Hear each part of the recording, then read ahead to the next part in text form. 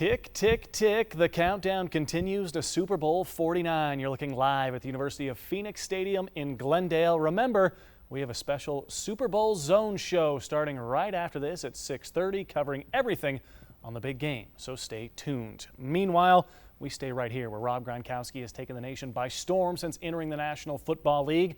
But it all started in college at the U of A. We caught up with a former teammate, Brandon Tatum, who's now a police officer here in Tucson, to learn about the Gronk of past.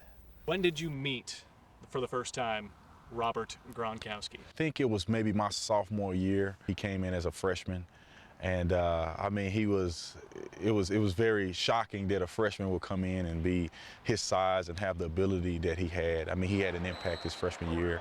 And, you know, a lot of people consider Marshawn Lynch as beast mode and that he's a beast and everything, but I would beg to differ that Gronkowski is probably the real beast mode.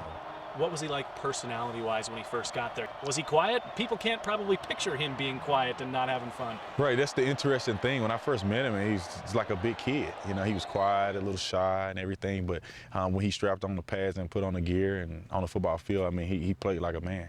At what point did you realize this kid is special on the football field?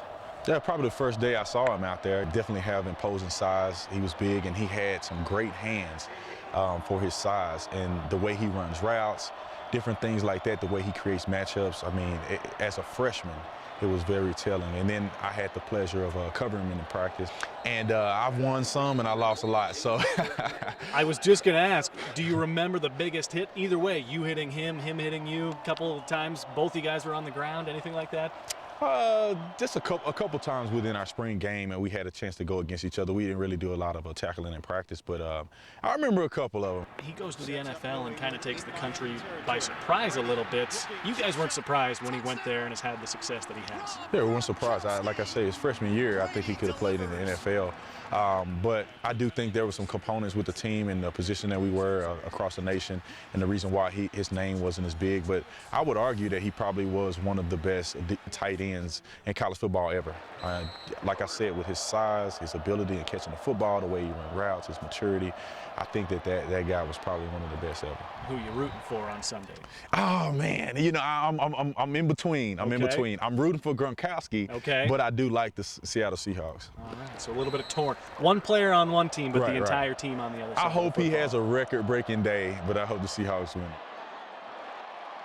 I suppose that's fair, and as mentioned, Paul Sakala has more with Rob Gronkowski in sports tonight at 10. Yeah, we mentioned how much bigger he is now than even then. You look at the video and you can see the...